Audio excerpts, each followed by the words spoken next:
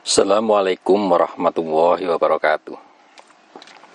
Kawan-kawan semua yang dirahmati Allah Subhanahu wa taala. Malam ini kita akan membahas tentang futuwah. Apa itu futuwah, teman-teman? Nah, futuwah adalah pandangan hidup seorang kesatria atau fata. Secara harfiah, fata berarti pemuda yang tampan dan gagah berani.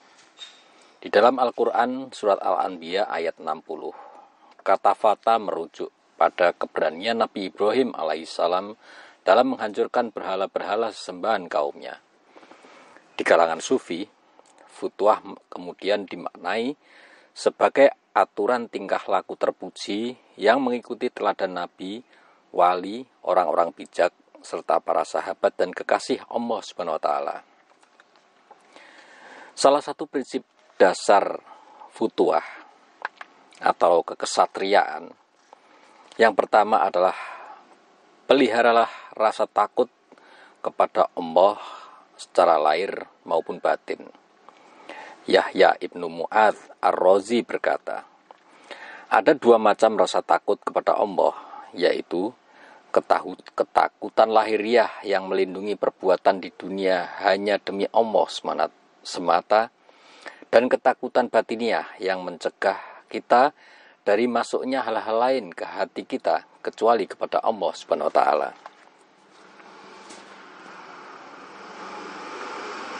Kawan-kawan semua yang dirahmati Allah Subhanahu wa taala. Prinsip kedua adalah berpuasa. Kenapa kita harus berpuasa? Karena rasa lapar itu adalah mencegah terhadap setan-setan yang mau menuju kepada diri kita.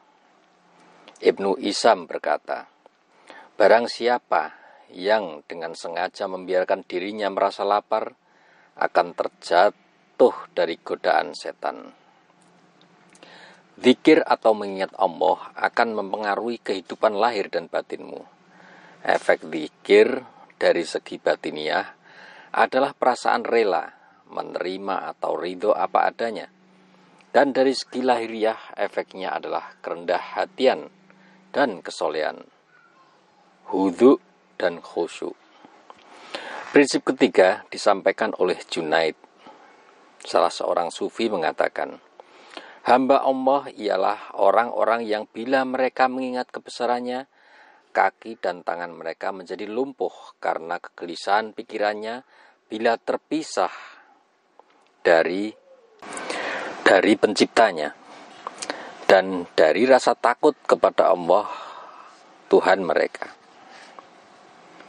Mereka adalah orang-orang yang pandai yang mengerti tentang Allah dan mengetahui pula bahwa waktu adalah milik Allah, dan mereka adalah orang-orang yang fasih berbicara dan mengesankan. Engkau harus merasa yakin terhadap keamanan yang telah dijanjikan Allah kepadamu, dan berbuatlah sesuai dengan perintah-perintahnya. Abu Husain Al-Farisi mengatakan, jangan pikirkan makananmu yang telah dijanjikan untukmu, tetapi laksanakanlah pekerjaan yang telah menjadi tanggung jawabmu. Inilah sikap fata dan orang yang murah hati. Prinsip keempat adalah tak ada satupun di dunia ini ataupun di akhirat nanti yang dapat menghalangimu dari Allah. Sebagaimana Robiah Al-Adawiyah berkata, selagi aku masih berada di dunia ini, semua yang kuinginkan hanyalah mengingatmu ya Allah. Dan satu-satunya harapkanku di akhirat nanti adalah dapat berjumpa denganmu. Jika tidak, perbuatan terhadap diriku, apa yang engkau inginkan? Jadi maksudnya adalah dia akan pasrah apa keinginan Allah Subhanahu wa taala.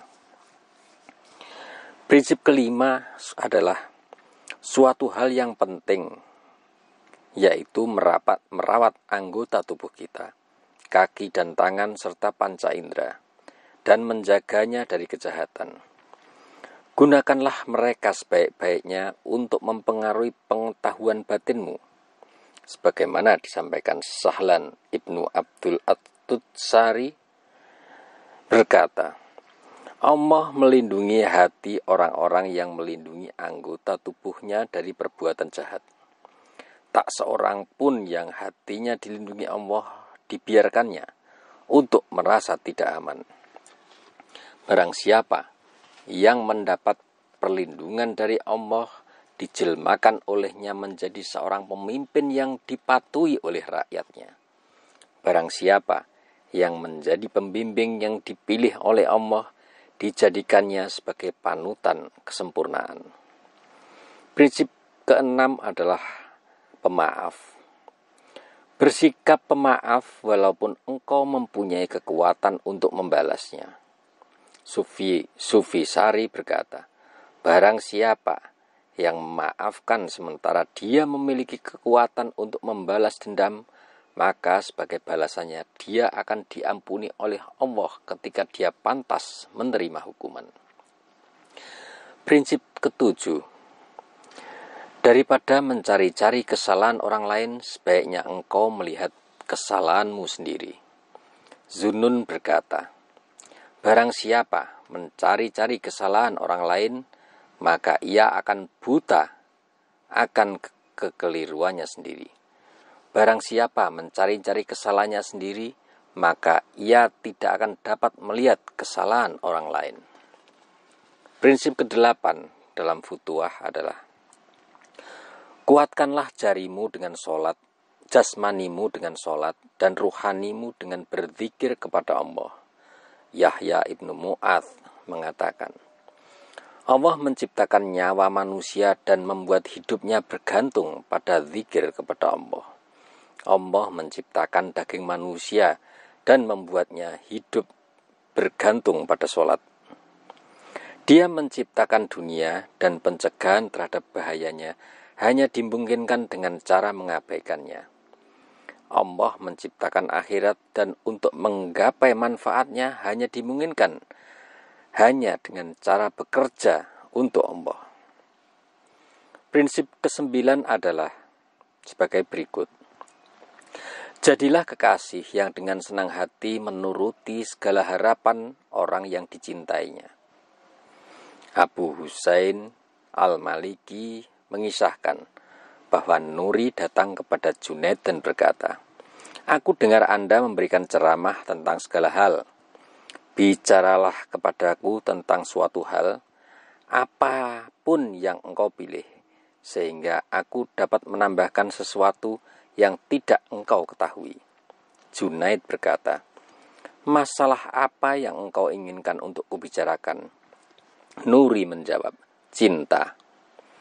Junaid berkata, izinkan aku mengisahkan kepadamu suatu cerita. Suatu saat, aku dan kawan-kawanmu berada di sebuah kebun. Salah seorang di antara kami diharapkan membawa makanan untuk kami, tetapi dia terlambat. Lalu kami keluar ke teras untuk melihat dia. Kami melihat seorang lelaki buta ditemani seorang pemuda yang berwajah tampan sedang berjalan ke arah kami di jalan itu. Kami mendengar orang yang buta itu berkata kepada yang lebih muda, engkau memerintahkan aku untuk melakukan ini. Aku telah melakukannya. Engkau melarang aku untuk mengejarkan itu, dan aku pun tidak melakukannya. Aku tak pernah menentang keinginan-keinginanmu. Apalagi yang kau inginkan dariku? Pemuda itu berkata, aku ingin kau mati.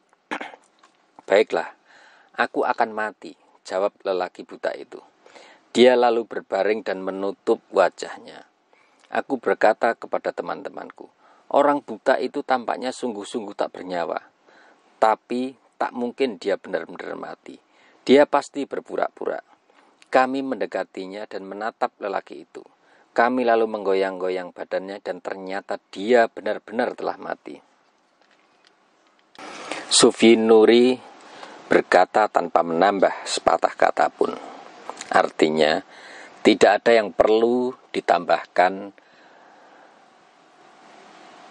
kepada seorang sufi yang ternyata lebih senior, yaitu Al-Junaid. Yang ke-10, prinsip futuwah adalah bersikap lemah lembut terhadap teman-teman. Jangan bertengkar dengan mereka dan jangan berkata kasar kepada para teman-temanmu. Muhammad Ibnu Bashir menceritakan tentang perdebatan antara Ibnu Sama dengan seorang temannya. Pada akhir perdebatan itu, temannya berkata, "Mari kita jumpa lagi besok dan melanjutkan perdebatan ini." Ibnu Sama menjawab, "Tidak, mari kita berjumpa besok dan saling memaafkan." Prinsip ke-11, hormatilah sesamamu dan kagumilah hanya yang terbaik di antara mereka. Murid-murid Al-Junaid mengeluh kepadanya tentang beberapa orang yang selalu bertanya kepada beliau tentang pertanyaan-pertanyaan yang tidak berarti atau remeh. Mereka menyarankan kepada Junaid untuk tidak meladeni orang-orang semacam itu lagi. Sufi Junaid menjawab, "Aku tidak memandang mereka sebagaimana kalian memandang mereka. Aku berharap bahwa mereka akan sampai secara kebetulan pada suatu kata yang dapat mereka mengerti dan bahwa satu kata tersebut akan menyelamatkan mereka." Para pemimpin futuwah diperingatkan untuk memberikan nasihat terus-menerus kepada para pengikut mereka. Tetapi ketika mereka sedang berkhutbah kepada murid-murid tersebut, mereka tidak pernah lepas dari fakta bahwa beberapa hal yang mereka minta dari pengikutnya ternyata juga tidak terdapat pada diri mereka sendiri.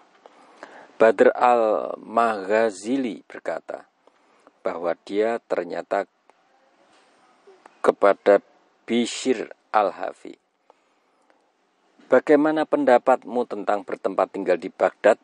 Bishr menjawab, "Bila kau ingin mati sebagai muslim, jangan tinggal di sini." "Lalu mengapa engkau tinggal di sini?" Badr balik bertanya. "Bila seorang hamba tidak lagi menaati perintah Allah, maka Allah akan melemparkannya ke tempat yang rusak dan rusuh," jawab Bishr. "Aku pasti tidak mematuhi perintah-perintah Allah lagi, karena Dia telah melemparku ke sini." Nilai ke-13 dari futuwah, sebaiknya seorang anggota baru harus menerima ucapan-ucapan pemimpinnya sekalipun dia tidak memahami kata-kata itu, sampai hikmah ucapan tersebut mengangkatnya ke tingkat pemahaman. Dalam hal ini, Junaid berkata, "Aku duduk di hadapan para syekh selama 10 tahun. Mereka memperbincangkan hikmah tasawuf. Aku tidak pernah mengerti tentang yang mereka perbincangkan, tetapi aku tak pernah menyangkal kata-kata mereka. Setiap hari Jumat, aku mendengar ceramah-ceramah mereka, walaupun aku tak memahami masalah yang mereka ajarkan. Aku merasa bahwa ucapan mereka itu benar, dan aku menjaga diriku sendiri supaya tidak menjadi terkutuk karena penyangkalan. Setelah 10 tahun berlalu, suatu hari mereka datang kepadaku dan berkata, 'Ada persoalan anu, jika engkau telah pernah mendengar sesuatu mengenai situasi yang seperti itu, beritahulah kami.' Artinya, orang-orang itu menganggap bahwa dia sesungguhnya yang paling tahu dibanding dengan mereka. Prinsip ke-14, jadilah orang yang pengasih dan dahulukanlah kepentingan saudaramu di atas kepentinganmu sendiri. Menurut riwayat Muhammad Ibnu Hasan Abu Ja'far al-Asfahani, orang yang merupakan murid Abu Turab menceritakan kisah ini. Abu Turab pergi ke Mekah untuk menunaikan ibadah haji. Seorang lelaki dari Khurasan menghampirinya. Dia punya uang 10.000 dirham. Dia membuka tasnya dan berkata, "Wahai Abu Turab, ambillah ini." Abu Turab menjawab, "Sebarkanlah." Lelaki dari Khurasan itu menyebarkan uang ke tanah di hadapan Abu Turab. Abu Turab mengambil 2 dirham dan memberikannya kepada salah seorang pengikutnya. Disuruhnya orang itu pergi untuk membeli pakaian. Kemudian dia merobek pakaian itu dan dibuatnya beberapa kantong kecil. Setiap kantong diisinya dengan uang segenggam. Kemudian beliau membagikannya kepada orang-orang miskin. Dengan demikian, perbuatan itu dapat menghindarkan rasa malu mereka yang disebabkan kedatangan mereka untuk meminta-minta. Ketika uang itu hampir habis dibagikan, seorang laki-laki mengingatkannya bahwa pengikut-pengikutnya sendiri sudah beberapa hari tidak makan apa-apa. Abu Turab mengambil segenggam dirham dan memberikannya kepada lelaki itu. Lalu berkata, "Ambillah ini dan beri mereka makan." Kemudian seorang wanita mendekatinya. "Wahai Abu Turab," dia berkata, "bagaimana dengan keluargamu sendiri?" Dengan berpaling kepada pengikut-pengikutnya, Abu Turab